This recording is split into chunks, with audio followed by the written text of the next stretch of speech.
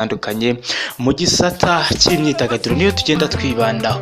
Nyuma y'igihe gito rero Yakamwana avuze ko yakoze ubukwe ndetse bikagenda bitangazwaho ibintu byinshi bigiye bitandukanye, ariko ubu kuri ubu ngubu akaba yatangaje ko ibimaze iminsi bigenda bimuvugwaho muri showbiz ari ugutegura ari uburyo bwo kugenda ashaka ama views cyangwa se ari uburyo bwo kugenda twika mu bijyanye n'imyidagaduro kugira ngo akomeze agenda avugwa.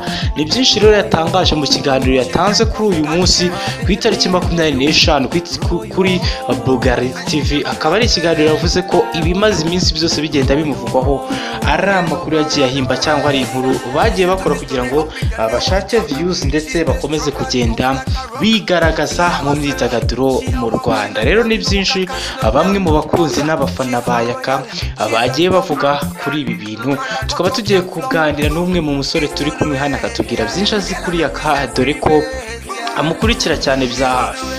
Natangira ngusuhuza nkakwifuriza ikaze kuri Kigali News. Mwiriwe neza. Kurose Turabakeretse.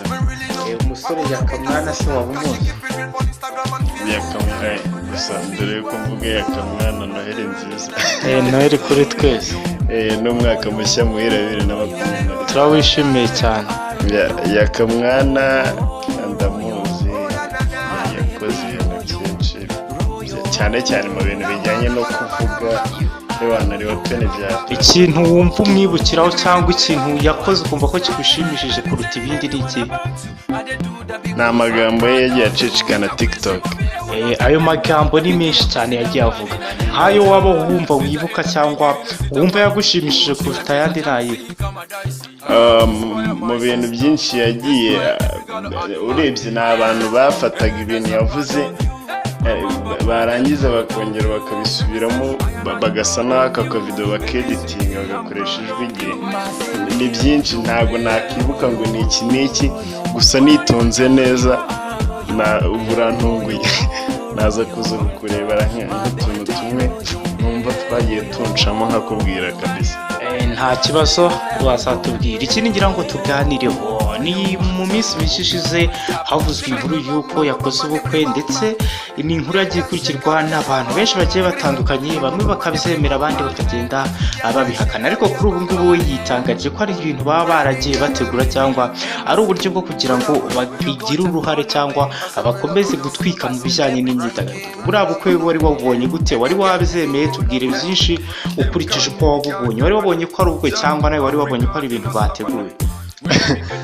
Njye nyibibona nahise mbona ko nyine nagiye mu rujijo, ntabwo nafashe igihe kinini ngo mbitekerezeho, ariko yenda ubu ngubu wongeye kubikomozaho numva ko kubera ko uburyo byagaragaye kuba mugoye Gitumo akabanza kwanga kamera akavuga ngo wapi ngo ntabwo kamera ndi buyifate, nyuma akaza kugira akayemera. Nyine byagaragaraga ko ari ibintu yari yateguye.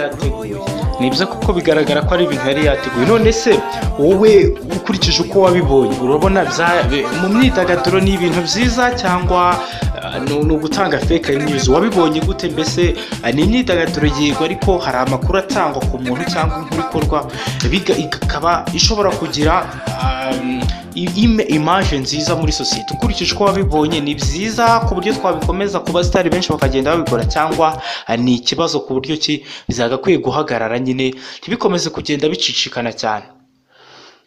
Yenda showbiz ntago nyifiteho amakuru arambuye cyane ngo menye ngo umuntu yakora showbiz ashingiye kuki. Noneho muri societe bisanzwe tubare ni inshuti yawe, ni umuntu musanzwe muziranye, nawe gihe hari yakoze ibintu arifotoje n'amakanzu y'umugeni arapostinze wenda akavuga ngo yakoze ubukwe, wabifata gute? Ari umuntu usanzwe turekeye tureke umusitari runaka, ari umuntu usanzwe wabikoze byafatwa bite muri societe? Ari ukugira wenda yishimishe cyangwa avugwe cyane mu bantu, wabifata gute? Biriya ntabwo ari ibintu byiza, si n'ibintu wapfa gukinisha, kubera yuko byibuza uramutse n'uwo muntu wemeye ko mukorana ubukwe bwa fake ari ukuvuga ngo mutwike stati ngo kugira ngo showbiz ngo mutwike ibyo bintu rwose ceceka ikibazo cyawe. yego ndabyumva, yego ni ibintu nta nubwo bimenyerewe mu Rwanda ko wakora ibiteguro nk'iyo ukavuga ngo wakoze ubukwe, mu by'ukuri ntabwo wakoze, ntibimenyerewe. None se ahubwo showbiz nyarwanda kuri ubu ngubu cyari bijyanye n'imyidagaduro ubibona gute? None uhita utubwira n'uburyo kiyaka kuri ubu ngubu ubona mu bijyanye no gukina filimi ndetse n'urwego amaze kugeraho, byumva guteka cyangwa se ubibona gute ibijyanye n'imyidagaduro, ndetse unatubwire kwiyaka uko umubona muri filimi kuri ubu ngubu. Yenda ku kintu navuga ku kijyanye n'imyidagaduro, sibyo, hari igihe umuntu adakunda gushyira ubuzima bwe hanze, bikaba ngombwa ko mu gihe agiye ku kinyamakuru hari amakuru amwe adatanga, ariko akaba ari umuntu nyine wabishyizemo ubwenge ku buryo akora n'ibyo avuga bivuga afite tageti. Hari nk'umuntu yenda, sibyo, ushobora kubeshya mu bijyanye n'itangazamakuru, ariko nawe akabigaragaza ko yabeshyaga. Icyo gihe ku buryo n'ubundi n'umuntu uri bukurikire ayo makuru ari buze kubona yuko nyine ibyo bintu atari kubivuga ari seri. Ariko noneho hakaba n'uburyo umuntu akora ibintu mu buryo wabibona ukabona ko ari seriye kandi mu by'ukuri atari seri. Ntabwo rero nahamya ko ari ikintu cyiza yenda twashyigikira ngo nigikomeze kizamuka kipositinga.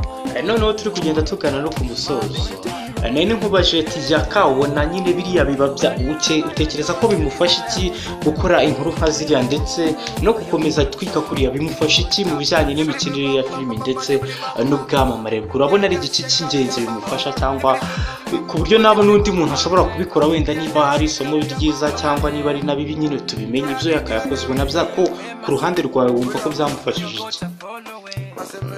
Biriya nta nyungu mbibonamo, kuko nubwo waba icyamamara ariko wamamara mu bintu by'amafuti ntabwo ari ibintu byiza. Nka kwa kundi twajyaga tuvuga ngo ndumva nshaka kuba icyamamare ngo uzakubitemeye. Noneho rero reka dufate ko ari sinema bakinnye, sinema nyarwanda ndabizi urayikurikira, uri n'umuproducer, dore ko ukora Kidobya comedy. Ni Kidobya comedy, nibutsa n'abakunzi bacu ko bayireba, ni Kidobya comedy bakareba bagakanda na subscribe. Nawe uri umuproducer wa filimi turakuzi mu Rwanda. Noneho tugiye tubona filimi nka ziriya zikiniwe mwaburiya buryo nka kuri Yaka, tuba ariko ari filimi bakinnye, wabifata gute? Usanzwe uzi ibintu bya filimi cyangwa bya sinema, wabifata gute ibyo bikinwa nka kuriya? Iramutse ibaye ari filimi igira uburyo itegurwa n'uburyo ikinwa, sibyo? Ntago umunyamakuru ajya hariya ngo abe proud y'ibintu ari kuvuga ngo Yaka ngo yakoresheje ubukwe, ngo nagize ngo asore hariya, narangiza najya gupostinga yandiko ku ijambo yanditse titre y'inkuru ngo Yaka mwana yakoresheje ubukwe. Tubare ko ari filimi bari gukina. Hari filimi tubona za Hollywood bakina n'ubundi bakazamo igice cy'amakuru, umunyamakuru akabanza agapresentinga, wasanga wenda ariyo filimi cyangwa ariyo sinema wenda nayo yateguye kuriya. Hari icyo byaba bitwaye bigiye bikorwa kuriya, akaba ari sinema ariko ikaza ari nk'igice cy'inkuru nka kuriya byakozwe. Ubusanzwe uzi ibintu bya filimi byafatwa gute mu ruganda rwa filimi hano mu Rwanda? Ahubwo biriya bintu biraza gutuma ko amakuru ari buze kuzajya asohoka tutazajya tuyizera. Kubera iki utajya uyizera kandi ni amakuru y'imyidagaduro, ni showbiz gutwika? Kuki utabyizera cyangwa kuki utakumva ko ari byo? Bitewe kuko na filimi zikinwe kuri mbona ntacyo byaba bitwaye, kuko ni imyidagaduro, ni ibishimisha abantu. Ariko directing y'iyo filime, sibyo, uburyo kiriya kiganiro kiyobowe, nibarangize bavuga ati yari filimi twakinaga, ariko umuntu ararangiza agakonfirima neza nk'uko n'ubundi dusanzwe tuzi bajya gukora ama interview ku bandi bantu, bakaduhereza amakuru ya nyayo yizewe tukayamenya abo bantu, ku buryo nawe wagenda ukavuga ati njyewe kuri channel iyi n'iyi cyangwa se kuri televiziyo iyi n'iyi nabonye runaka avuga gutya na gutya, njyewe ndabizi neza. Ariko ikigaragaza ntabwo wajya hariya ngo ube shuwa ujye kuvuga ngo njyewe ngo Yaka ndamuzi yakoresheje ubukwe. Turagushimira cyane rero, turagushimira mwanya waduhaye. Bakunze rero ba Kigali News twaganiraga na Mg Pro, akaba ari umuproducer ukora filimi cyangwa se komedi ya Kidobza Comedy. Mwajya kuri chaîne ye mukarebaho, mugakora subscribe ndetse mukareba na byinshi agenda akora, tugakomeza kugenda duteza filimi nyarwanda. Ndagushimira Mg Pro. Yes, ndagushimiye cyane Yohana, wakoze cyane kandi nizera ko ibintu byiza cyane. Merci.